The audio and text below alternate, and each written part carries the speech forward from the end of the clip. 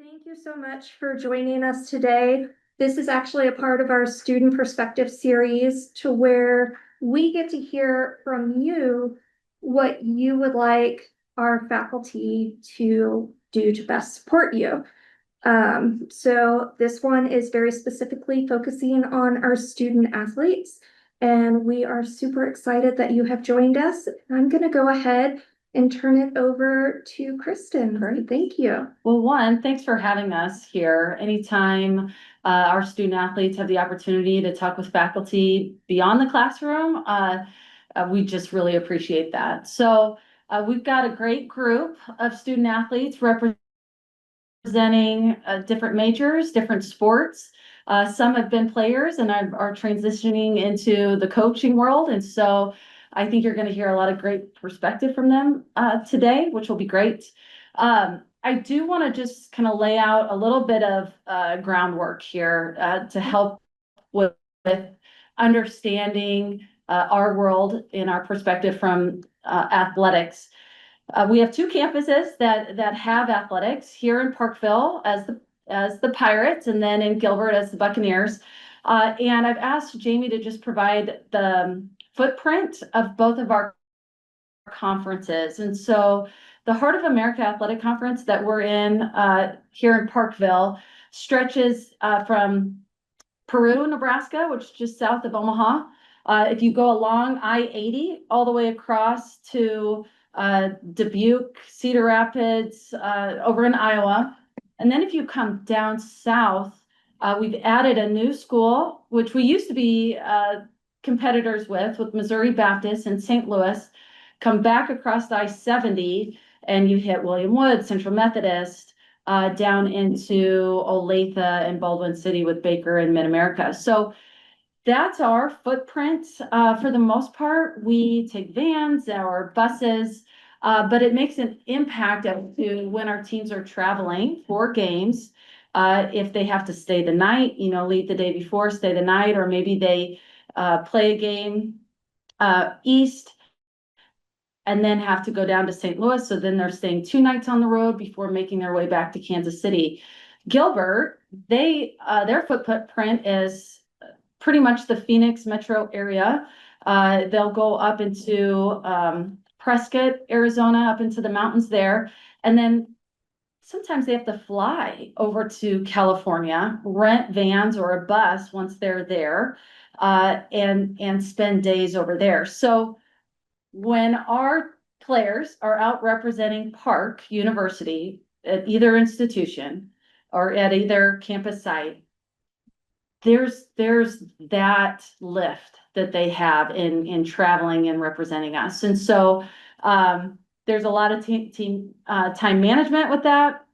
And I think one of the things that these students have learned in sports is the team aspect. And we recognize as a staff within athletics that you all as faculty are part of our team. And we're all working together to get these great students graduated, being professionals out in the world, active within their own families, as they go on and become proud alums of Park University. And so with that, hopefully that helps you to understand just where we're coming from. Also, I just always love to share the numbers. And so last year, as this is specific to Parkville with the Pirates, we were second in the Hearts Commissioner Cup. That means that all of our teams are highly competitive. You have to have all teams winning in the top half of the conference.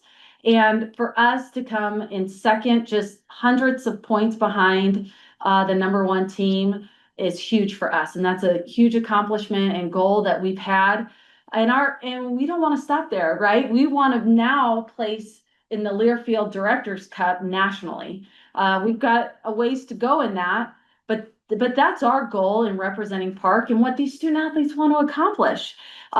We had 7 teams make it to the national tournament last year. 99 student athletes are NAI Scholar athletes. We had 88 Hart Scholar athletes.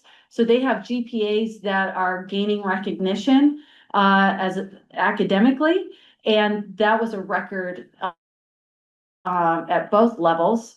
And we only anticipate that to continue to grow. 13 NAIA All-Americans, so that means athletically they are at top within the nation in how they perform. 10 individual conference champions, 2 conference coaches of the years, 2 conference players and pairs, meaning that our beach teams had pairs of the year. And then we had 1 individual national champion, which again, we just anticipate that to grow. So not only the group that you're going to hear from today, are they competing at a high level athletically, but they're academically, they are successful and they are just as much competing in class as they do out on the field. And that's important to us. And so with that, I think you'll get introduced to these students as we ask the questions, and they're each going to address one question. And then at the end, they're going to just provide one piece of advice that they would love for faculty to hear. So we thank you for listening to them today and what they have gone through, and the good, the bad, and areas for us as a team to improve on. So Angel, you've been here as a baseball player, and now you've transitioned into a graduate student, but as a graduate coach assistant for us.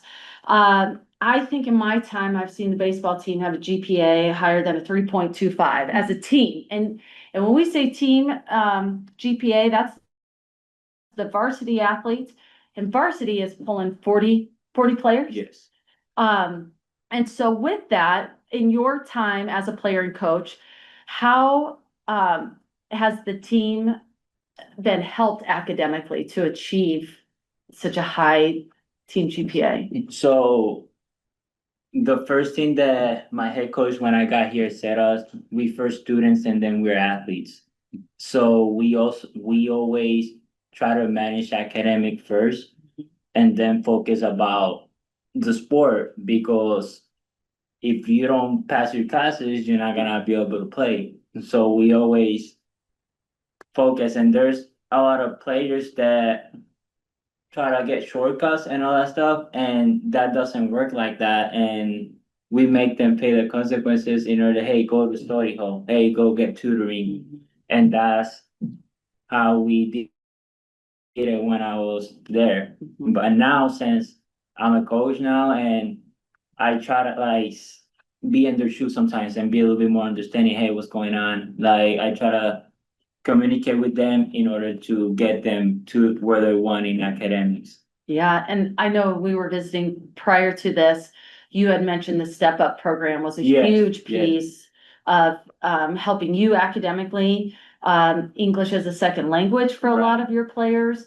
And now Step Up has really transitioned into the Academic Success Center. How do you see those tutors, that staff, faculty engaging? I mean, that's great, because in my personal and still like I still go get tutoring and stuff, because English, like you said, is not my first language, and I still need help with grammar and all that stuff. And having that help, if we didn't have that, I'd probably not be able to graduate with the grades that I wanted to. Right. And having that is like key for student athletes to have. And if they don't show up, that's where they're not gonna get the help and they're gonna struggle. But if you have it, we need to use it. Yeah, and so students really, the student athletes I've seen really recognize like that's on them, right? The resources are there, the faculty are available. They've really got to take that initiative and Yes. go get help. Cool. Manny, I'm gonna turn it over to you. You are cross-country track athlete. Cross-country and track, you're all year long. You're going from cross-country season, indoor track, outdoor track. And then you're a nursing major on top of it. Nursing, there's clinicals, there's a lot of time spent off campus. And so how can you provide an example of how faculty and your coaches have helped you achieve success, both in the classroom and out on the track? So for me personally, obviously there needs to be a really good understanding of my scheduling. So having that communication with both my coaches and my professors, it was vital. So I actually struggled at first because I wasn't very good at communicating. Going into the nursing program, I thought I had a really good pre-nursing GPA and everything. And I was doing really well, but the transition was quite difficult because you're going to the hospital now, you're doing the clinicals, and it's a very exam heavy load. So we're averaging an exam every single week, and so I actually ended up failing my very first nursing exam, and it was very difficult. I was like, man, how am I gonna get through this? But my professors, we actually have like this um we're appointed a professor that we have to go and Cool. talk to every to make sure we're doing okay. And even after we fail an exam, there's like a mandatory remediation where we have to talk with the professor, what needs to happen. So it kind of forced me to communicate too. Yeah. So I think those sort of things really helped me, although it was a little uncomfortable. Uh, Also, working with my schedule, sometimes I would have to leave for out of town to race, and my professors were really, really, good on helping me stay on track by like making me understand really what I needed to focus on because there's a lot of material, I go through a lot of chapters, and there's always something that I need to get done. And so yeah, that's really one way in which I was helped. On the athletic side, my coach, Ricky, he really helped me a lot because for running, there's not really there's a specific time that you have to practice. But obviously, when you're running, you can run really any time of the day. And so he would give me the workouts early, so and I could do it on a different day. Or if I wasn't able to make it, he really communicated what I needed to do, for the upcoming weeks. And so that was really helpful.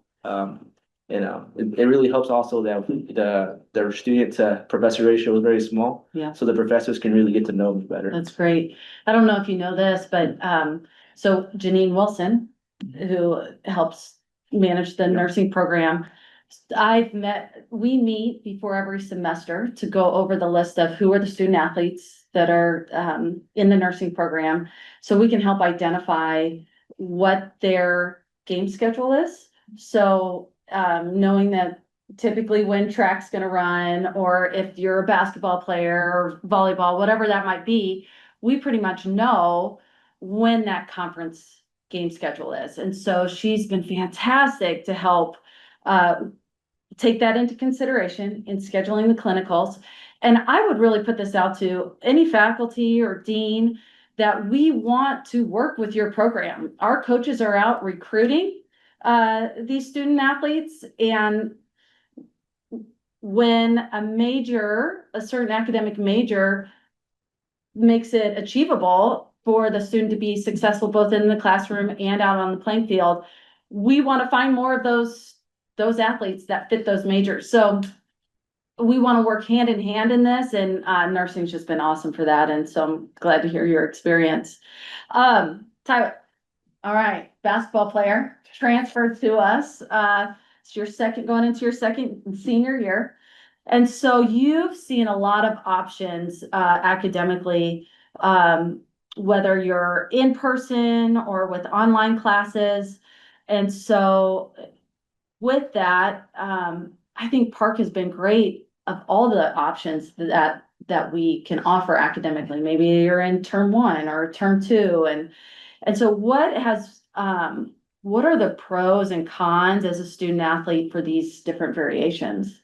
So like this year, it's my second year, and I transitioned to more online classes just for my schedule because most of us basketball players, like, we have our practice in the middle of the day, and some of us want to get like shots up and get extra work. And so having that online option has been like a lot easier for me to just be able to, relax and go to the gym while also get my studies done, like kind of at my own pace throughout the week. The in-person option is also good because it gives you a chance to, interact with the peers outside of athletics, because most of us, we live together, so we all see each other, know each other, but it gives us a chance to, connect more with the students and from here or that commute here or whatever. So it's been good to have both options. Yeah. Then they show up loud and proud in the stands. Yeah. Last night, the crowd was fantastic. Yeah, it was.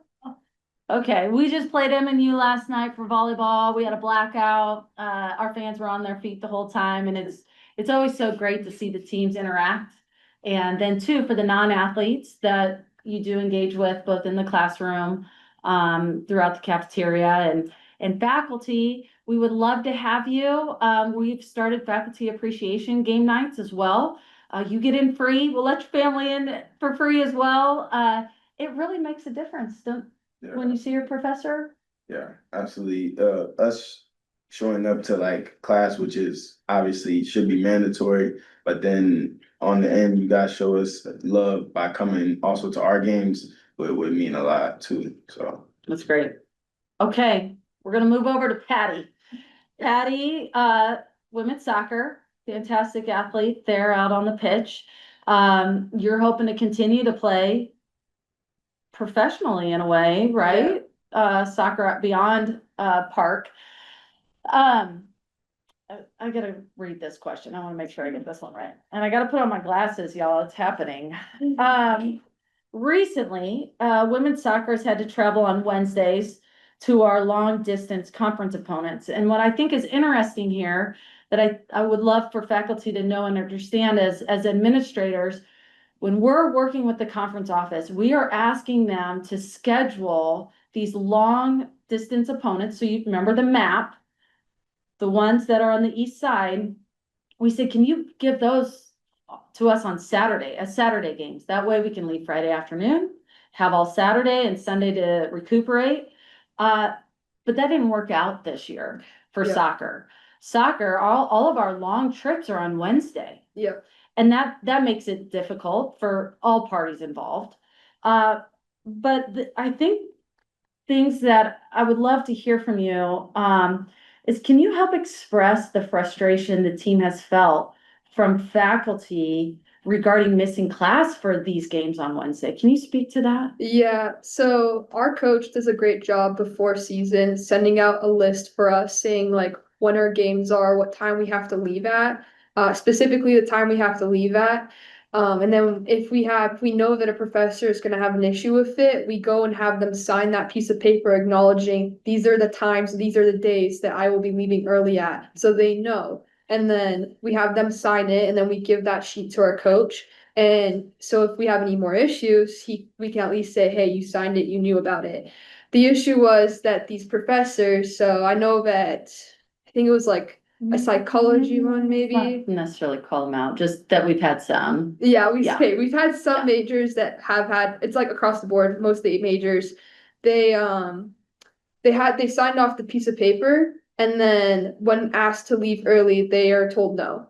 So I've had that happen to me as well, and I just was not allowed to leave, or I had to miss class as well. And we had to learn a specific like skill, and they're just like, no, like that sucks. I was like, can we do something to make it up for it? And they're like, nope, you're just gonna have to miss that skill. And that skill was then used on a practical later, and I just didn't know what it was. Like I had to go and ask multiple other like students in my class how to do that skill, because the professor just did not want to move it to the next day, because we had this class 3 times a week. They just don't want to move it to the next day, even though half our class was missing it because we have a bunch of soccer people in that class.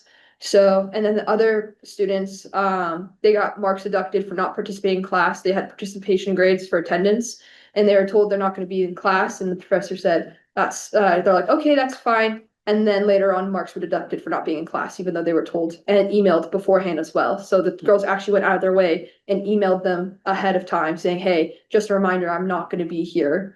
So, Right. And when are you gonna miss class? What's the acceptable, like from the athletic perspective and what we have in our handbook? Are you gonna miss it for practice? no. Are you gonna miss it, you're injured and you're trying to schedule a doctor's appointment? Are we scheduling it during that class? No, No. never. When is really the one and only time that, It's just Wednesdays on these long hauls. Like we have to leave in the morning, and it's not like if our coach says 11:30 leaving, that's when we have to be on the bus. We still have to go back to our rooms and pack our bags, and then we also have to. Some of us, like I, like to go into the training room and get treatment done before we get back onto the bus and stuff. So it takes more time. So even though we are leaving at 11:30, I realistically need to be out of the classroom at 10:30 or 10, just so I can go like eat as well, because we usually just get snacks on the way there. So I want to go eat. I want to Yeah. go get treatment. I need to go pack my bag. So, and then get down to the bus on time. Yeah, So. yeah.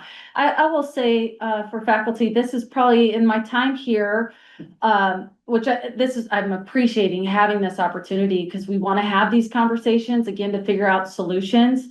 And this is one that I'm hoping now with Dan Gerber in place and the Academic Success Center, to figure out ways to continue to have these conversations, and Dr. Matthew Harris is our faculty athletic rep, and he hears these concerns, and again, it puts stress onto the student athletes in recognizing they've got to pass their classes, but they're here to represent their team and to participate in that, and when they're scheduled to go to a game, the expectation is that they go to the game, and so and that we can find a way to work through class. I was adjunct at Rockhurst University, and this was pre-COVID and pre all the cool technology that we have now.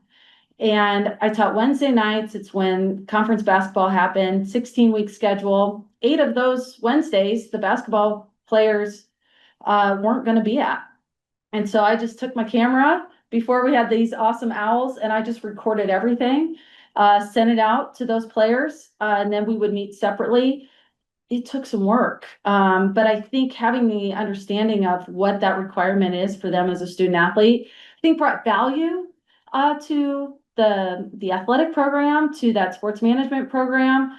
And look, I'm not here to say we don't have value in this, because there is value. We don't want to miss, but we need some help. So thank you for allowing us to continue to have that conversation.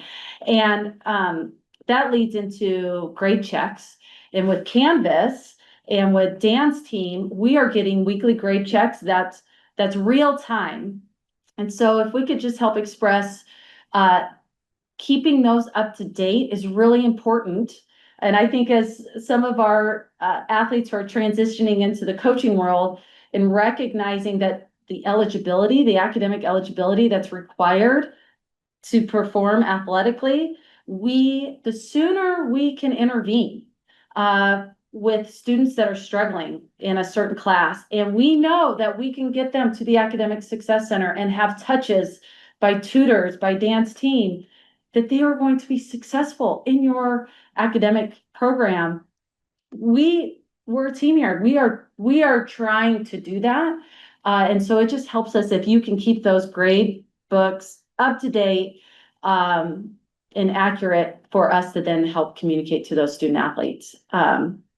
Anybody else want to add on to this part of the conversation? Okay, all right. Thank you for addressing that. Next, I wanted to, Charlie isn't here. He's with golf, but he got me his answers, and I thought, oh, am I going to skip over? But his answers are really insightful, and I just want to, in representing golf and being an international athlete as well, my question to him was, golf is strenuous. A lot of hours are spent both at the practice facility, which is off-site, and then sometimes they're playing 36 holes on one day and then 18 another day, and they have to carry their bags and they have to walk and uphill, downhill. It's a lot. But for him, he just said, their biggest struggle is that as golfers, they have to be proactive and disciplined. And they can't just rely on attending class every day, because sometimes they do leave, and they often miss lectures and need to get ahead on readings and assignments. So they are using their travel time to study their notes, to make sure that they're connecting with other students in the class, also to help with that. And I don't just want to get rid of the homework and do it as quickly as possible, because they want to understand it, and again, using that travel time to be able to do that. And he just said, I don't have a certain example of one professor, but he really said all professors that he's experienced are flexible and they understand that you might be gone for tournaments. And so sometimes I have emailed professors asking for more time with an assignment. And depending on what reason you need more time to do it, they often give it to you. So communicating with professors and that they are often willing to be flexible if you show a genuine commitment to your learning. And I thought that was a great message for you all to hear as well, that they feel the love is on the flip side too. Okay, last one here, Gracia. Gracia, a standout volleyball athlete, but you've experienced injury. I've never seen a finger break like that before. It's pretty epic, really, if you need to see the X-ray. But on a real serious note, I mean, you lost a family member, and you're a long ways from home. And being a top athlete, you intern in our athletic training room, as does Patty. You've experienced and seen the mental toll on student athletes. How have faculty helped you go above and beyond, gone above and beyond for you? Yeah, so the first thing that happened to me last year was the injury of my finger. So, I mean, I'm very close to the trainer, so like, the moment that they knew that my finger was broken, that I was gonna be off, like the first thing that they make sure of, it was like checking on me mentally because they know how much I love being an athlete in general. So like, they knew I was gonna be out for maybe the whole season, and as a senior, that was like, I was feeling like I was dying, like being dramatic. But yeah, like first of all, they were checking on me like mentally if I was feeling good, like that they were not gonna leave my side, that they were gonna keep supporting me, that like after my surgery that we were gonna start working on it right away. And that's what we did. Like I flew to Mexico to get my surgery, then I came back. And right when I came back, like we started doing exercise. So like, yeah, like they helping me to get better because I was supposed not to play at all last season, my last season. And they got me back for before the conference matches. So like they did everything they could on their power to support me. And then this past semester is when I had the loss of my dad. They like I'm always being like super close to my family, and like losing him was like losing a part of myself. So like my I had to be absent like 3 weeks at the beginning of classes, and something that like I texted all my professors, I texted Dan, like that he's on the student center. So he also texted them. I texted my coach, like everyone was super supportive, super flexible. Like all my professors told me that they were gonna give me like extension of all my assignments that I missed. And they did, like I came back, a lot of my classmates also like supporting me, like if I was missing assignments they were helping me also on that. They were explaining to me what my professors couldn't. But in that aspect, everything, like everyone was super flexible with me, super nice. I felt like super supported. And also like from the athletic trainer, like I feel like they became like family at this point. Like everyone, like Patty, that she works also there, the trainers Logan, John, and they like uh they knew that I was going through a rough time, and it was not like only checking on me physically still because I was playing beach last season too, but they were also asking me like, how are you feeling today, like how are you doing today, like. And when I was having a rough day, they would like text me, hey, like, yeah, you got this, or like you're gonna like everything's gonna be fine. Like I always felt supported by everyone surrounding me. Yeah, yeah. Well, thank you for sharing, all of you. It's been fantastic. Okay, so this is speed round here. Here's your opportunity to give the faculty one piece of advice to better support student athletes. Who wants to go first? Angel, and we'll just roll around. So one thing, so my experience when I was a student here, I kind of have the same problem as Patty. I just need to say like, don't make us just feel as athletes.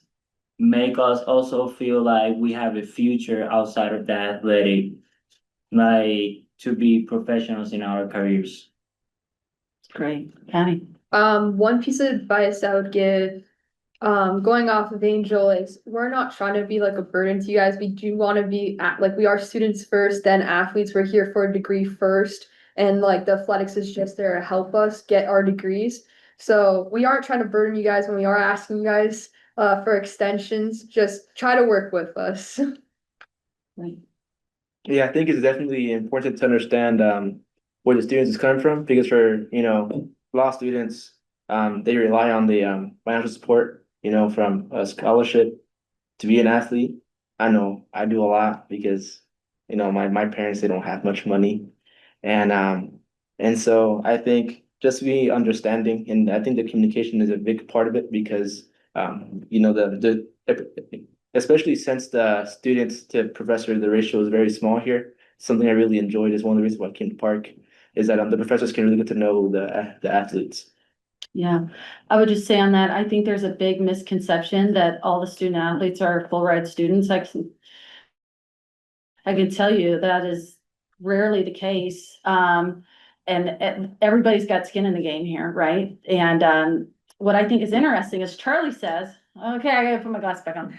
Charlie is saying the best advice I can offer faculty is to trust that we're here to learn and expect the same high quality work from us as they do from other students. So already you're hearing a theme that students are students and they want you to know that there's a belief that student athletes aren't as serious about their classes. We don't want special treatment or easy grades. What we really need is understanding, especially when our schedules conflict with class.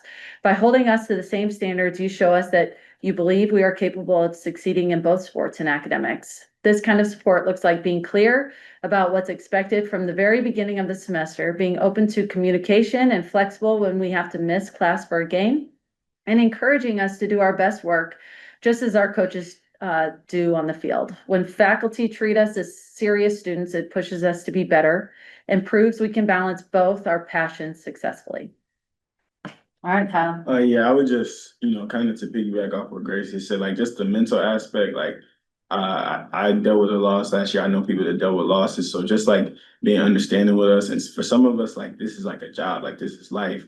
So like without, our scholarship, like we probably don't come to school. So like there's just a lot that goes into being a student athlete. And so just you guys being understanding and checking on us mentally and understanding what we go through is good. Yeah, I think going off with what everyone said is like being open for communication too. Like there's times that like I know sometimes we communicate late, but it's like like the only time we have available to communicate with the professors or like the staff. So like just being open with us, like if we are missing classes or something, like just tell us like, hey, we like if we text you like what we did in class, like you've been like, oh, we did this, like just being open with us, like tell us because we want to learn. We are students too, and we like to learn. That's why we're here too. So just that. Boom. Ed, thank you so much. You've shared so many important perspectives to help us support your learning. And thank you for doing such a wonderful job representing Park. You all are absolutely phenomenal on the field, court, wherever you may be in the classroom. So please know how much we appreciate you and value you here. I think that is all the time we have. So thank you so much for joining us, and we hope you will join us for our next Lunch and Learn,